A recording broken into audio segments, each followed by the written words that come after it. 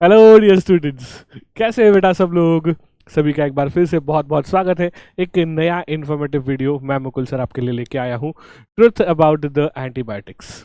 जी हाँ, एंटीबायोटिक्स हम सबको वही पता है। काफ़ी सारे इन्फेक्शियस डिसीजेस के ट्रीटमेंट में हम ये दवाई अक्सर लेते रहते हैं। यहाँ तक कि काफ़ी सारे एंटीबायोटिक्स हमें एज अ ओटीसी मेडिसिन भी अवेलेबल रहते हैं। तो कई सारे लोगों की ये फितरत बन जाती है कि उनको मेडिसिन के बारे में अपने आप ज्ञान हो जाता है और वो डॉक्टर्स को बाईपास करके खुद ही अपनी मेडिकेशन लेने की कोशिश करना शुरू कर देते हैं। बेटा इसमें बहुत सारी रिस्क समाई रहती है, जिसके बारे में अवेयरनेस फैलाने के लिए मैं लेके आया हूँ आपके लिए ये वीडियोस। आगे बढ़ने से पहले सबसे पहले जानते हैं कि एंटीबायोटिक ड्रग्स एग्जैक्टली होते क्या है। बेसिकली एंटीबायोटिक्स वो ड्रग्स होते हैं जो कि किसी जिंदा स्पीसी को मारने के लिए यूज होते हैं। क्योंकि हम यहाँ पे ह्यूमन को ट्रीट करने की भी बात करें, बट जो यहाँ पे माइक्रो ऑर्गेनिजम्स है, फिर वो चाहे बैक्टीरिया हो, फिर चाहे वायरसेस हो, चाहे फंगस हो, चाहे पैरासाइट्स हो, ये हर कोई हमारी ह्यूमन बॉडी के अंदर इन्फेक्शन फैला सकता है। इनमें से कुछ गिनी चुनी चीज़ों को ही किल करने के लिए जो दवाई यूज होगी, इनको कहा जाता है एंटीबायोटिक्स। बेसिकली ये किसी जिंदगी के साथ खिलवाड़ कर रहे हैं, उस जिंदा माइक्रो ऑर्गेनिज्म को ये किल करने का काम करते हैं। तो जो नॉर्मल हम लोग जैसे पेन किलर ड्रग्स है, एंटी इन्फ्लामेटरी ड्रग्स है, इनसे इनका मैकेनिज्म काफ़ी अलग रहता है। यहाँ तक कि इनके होने वाले साइड इफ़ेक्ट्स भी बहुत अलग रहते हैं। तो इसकी वजह से इन दवाइयों को बाकी दवाई जैसे समझने की गलती हमें बिल्कुल भी नहीं करनी चाहिए। ये दवाइयाँ काफ़ी ज़्यादा खतरनाक हो सकती है। तो इसके ट्रुथ के बारे में सबसे पहली चीज अगर हम जानना चाहते हैं तो एंटीबायोटिक्स सिर्फ बैक्टीरियाज को किल कर सकती है, ना कि किसी वायरस को।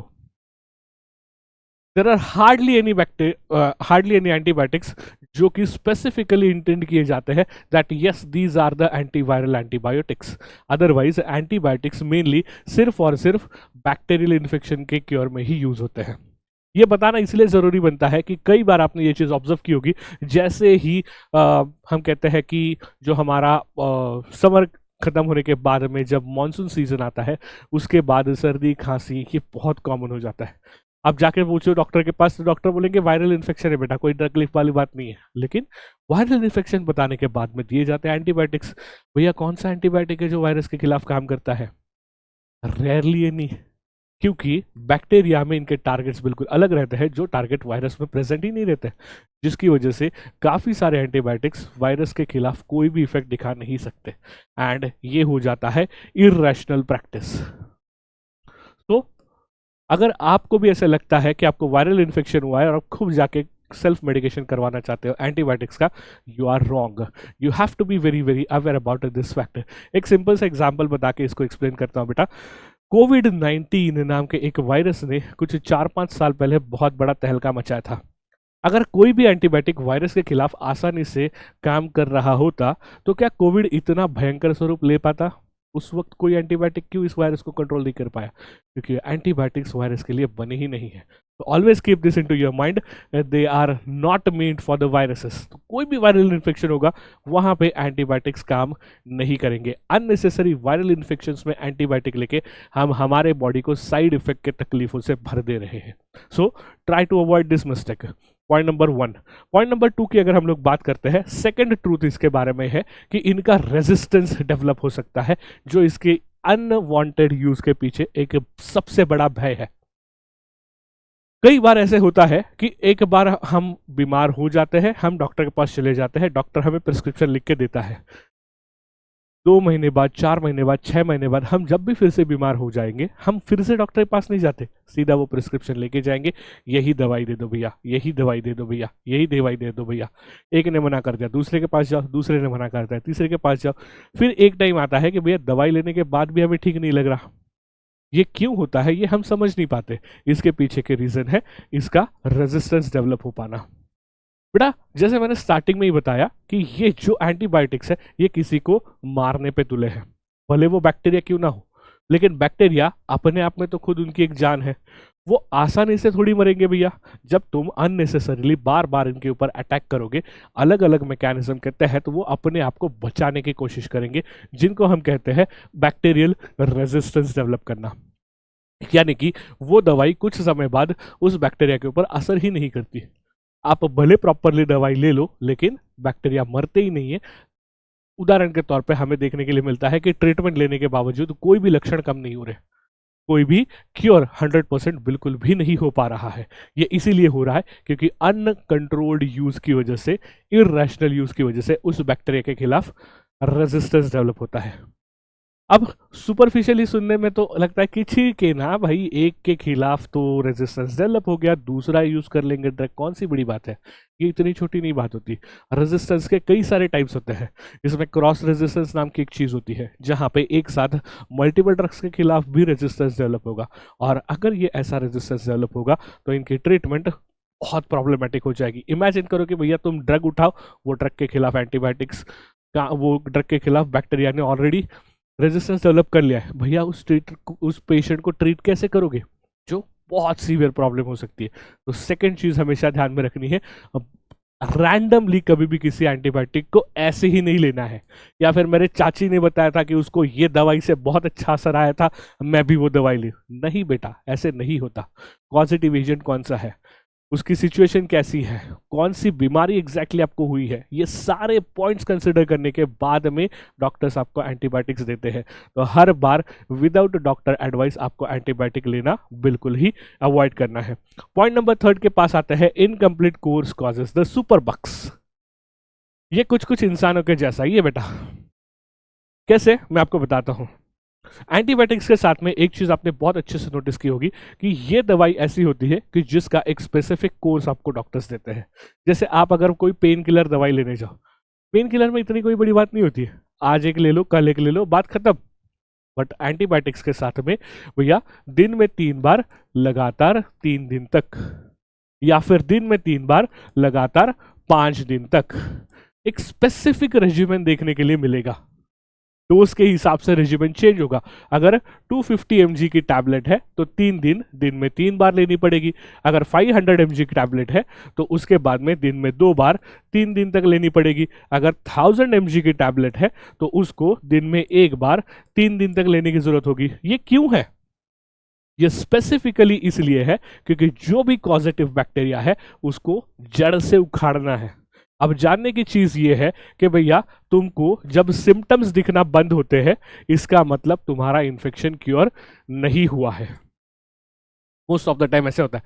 डॉक्टर ने बोला था लगातार 3 दिन तक दवाई लेनी है, दूसरा दिन खत्म हुआ, यार मुझे तो अभी काफी अच्छा लग रहा है, मेरी सर्दी तो पूरी तरह से ठीक हो गई, बुखार भी अभी नहीं आ रहा है, क्यों बेफालतू में दवाई खा दूं, चलो बंद कर दो। अब इसमें प्रॉब्लम ये होता है कि अगर हम लोग बैक्टीरियल काउंट और उसकी इन्फेक्शन पावर ये अगर देखेंगे तो इसमें एक बहुत ही बड़ी चीज हमें ध्यान में रखना जरूरी है। जैसे ही धीरे धीरे बैक्टीरियल कॉन्सेंट्रेशन बढ़ेगा, एक लेवल रहेगी, इसके नीचे अगर बैक्टीरियल काउंट है तो हमें कोई भी सिम्टम बिल्कुल भी देखने के लिए नहीं मिलेगा। बैक्टीरिया बॉडी में है लेकिन सिम्टम नहीं दिखा रहा। जब ये इसके ऊपर चला जाएगा, यहां पे हमें सारे सिम्टम्स देखना मिलते हैं। अब जब हमें ठीक लगने लगा है, इसका मतलब दवाई की वजह से ये कॉन्सेंट्रेशन यहां तक पहुंचा है, बट ये 0 पे नहीं आया, ये अभी तक इसी लेवल में है। अगर वहां पे बीच में ही तुम दवाई लेना छोड़ दोगे तो ये बैक्टीरिया फिर से पूरी ताकत के साथ ग्रोथ होगा, और अब इस बैक्टीरिया की वायरुलेंस पावर नहीं, जो उसकी इन्फेक्शन कॉजिंग पावर है, जो उसका मल्टीप्लीकेशन रेट है, ये बहुत स्पीड अप हो जाता है, और उसकी वजह से नॉर्मल बैक्टीरिया भी एक सुपर बग बन सकता है, जिसकी वजह से डिसीज इसका रिलैप्स होगा। अभी अभी तो ठीक हुए थे, फिर से अचानक बहुत सीवियर बुखार आने लग गया, this is called as the relapse. तो कभी भी ये जो कोर्स है इसको कंप्लीट करना बहुत ज्यादा जरूरी है। ये हो गया अगला पॉइंट। उसके बाद में नेक्स्ट पॉइंट पे आते हैं ब्रॉड स्पेक्ट्रम एंटीबायोटिक्स, जो कि हर बार बेटर नहीं होते। बहुत सारे लोगों को ये चीज पता ही नहीं होती कि ब्रॉड स्पेक्ट्रम नैरो स्पेक्ट्रम क्या होते हैं। जब हम ग्राम स्टेनिंग के हिसाब से बात करते हैं, ऐसा कोई भी एंटीबायोटिक जो या तो सिर्फ ग्राम पॉजिटिव या तो सिर्फ ग्राम निगेटिव बैक्टीरिया, दोनों में से किसी एक के ही खिलाफ अगर वो एक्टिविटी दिखाता है, उसको कहा जाता है नैरो स्पेक्ट्रम। और जब कोई भी एंटीबायोटिक दोनों के ही खिलाफ अपना इफेक्ट दिखाता है, it is called as the broad spectrum.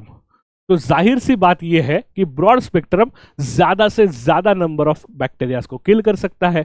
और इसी सोच के बदौलत हम लोग यही सोचेंगे कि यार ब्रॉड स्पेक्ट्रम लिया जाए, चाहे जो बैक्टीरिया हो, भाई मर तो जाएगा पक्का, बट यार ये हर बार जरूरी नहीं है।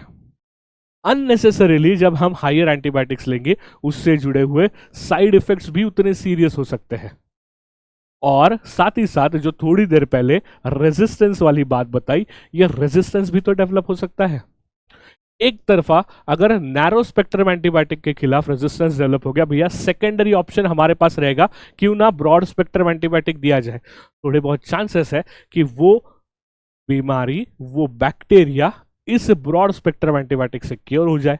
लेकिन अगर unnecessary broad spectrum antibiotic use करोगे, उसकी वजह से रेजिस्टेंस अगर डेवलप हो गया तो आगे जाके चीजें कॉम्प्लिकेटेड हो जाएगी, और जो साइड इफेक्ट मुफ्त में मिलेंगे वो तो कुछ और ही रहेंगे। तो नेक्स्ट ये भी चीज ध्यान में रखना जरूरी है कि हर बार ब्रॉड स्पेक्ट्रम एंटीबायोटिक्स जरूरी नहीं कि अच्छे ही रहेंगे। सबसे बेहतरीन यही है कि जब भी कोई भी इंफेक्शन हो जाए उसके बाद में प्रॉपर कल्चर टेस्टिंग किया जाए, जहां पे बॉडी फ्लूइड्स कलेक्ट करके उनको अगार प्लेट पे ग्रो किया जाएगा और उनको ये देखा जाएगा उनके अंदर कौन से बैक्टीरिया की कॉलोनी बनी है। जब बैक्टीरिया कंफर्म हो जाएगा उसके बाद में प्रॉपर सेंसिटिविटी टेस्टिंग की जाएगी, जिसमें एग्जैक्टली ड्रग हमें पता चले कि भैया कौन सा ड्रग इसके खिलाफ परफेक्टली इफेक्ट दिखा रहा है, और पेशेंट को वही ड्रग की ट्रीटमेंट दी जाए। भले इसमें 4 दिन का टाइम लगेगा, बट ट्रीटमेंट 100% परफेक्ट हो सकती है। तो जहां तक पॉसिबल है हमें ये रैशनल प्रैक्टिस फॉलो करनी चाहिए। और लास्ट में अगर बात करूं तो एक सबसे last but not the least ऐसा इंपॉर्टेंट पॉइंट, एंटीबायोटिक्स बहुत प्रीशियस है, इनके रिसोर्सेस बहुत लिमिटेड है। जैसे पेट्रोल खत्म होने वाला है, वैसे एक दिन एंटीबायोटिक्स भी खत्म होंगे अगर हम उनको कॉशियसली यूज ना करें। एंटीबायोटिक्स आज दुनिया में बहुत सारे एंटीबायोटिक्स हैं, लेकिन डे बाय डे काफी सारे एंटीबायोटिक के खिलाफ रेजिस्टेंस डेवलप हो चुका है, वो किसी काम के नहीं रहे। नए नए मैकेनिज्म्स हमें ढूंढने पड़ रहे हैं। जो अगर आप पिछली हिस्ट्री देखोगे तो पिछले 50 से 100 साल में जितने एंटीबायोटिक्स डिस्कवर हुए थे, आज ड्रग डिस्कवरी का रेट उसके कंपैरिजन में काफी स्लो हो चुका है। पिछले 10 साल में खोल के देखो, हार्डली एक हाथ दो नए एंटीबायोटिक मार्केट में आए हैं। क्यों? क्योंकि इनकी डिस्कवरी, न्यू एंटीबायोटिक्स को डिस्कवर करना इतना भी आसान नहीं है, बहुत केयरफुली करना पड़ता है। फेल होने के चांसेस बार बार बढ़ते हैं। बैक्टीरियाज के म्यूटेशंस इतने ज़्यादा स्ट्रांग होते जा रहे हैं कि हर बार नई म्यूटेटेड स्पीसीज के लिए कुछ नया चैलेंज आ जाता है, जिसको क्रैक करना इतना भी आसान नहीं है। तो एंटीबायोटिक्स कोई लिमलेट की गोली नहीं है, कोई भी जाओ उठाओ लेके आ जाओ खाओ, नहीं, इसको बहुत प्रीशियसली यूज़ करना ज़रूरी है। तो एंटीबायोटिक के बारे में ये कुछ इंपॉर्टेंट चीज़ें जो सच में आपको थेरेपी वाइज भी और आपको अपनी खुद की लाइफ पॉइंट ऑफ व्यू से भी बहुत ज़रूरी है। इसके ऊपर डेफिनेटली रैशनल ड्रग थेरेपी के ऊपर आपको क्वेश्चंस तो आएंगे ही आएंगे, बट आपकी ज़िंदगी संवारने में भी ये बहुत ज़रूरी है। वीडियो कैसी लगी कमेंट सेक्शन में डेफिनेटली बताना, कोई भी डाउट्स है कमेंट सेक्शन में पूछना, हम डेफिनेटली डिस्कस करेंगे। तो बस इसी के साथ आज यहीं पे रुकते हैं। ऐसे ही और इंटरेस्टिंग वीडियोस के लिए हमारे साथ जुड़े रहिए। Bye bye, all the best.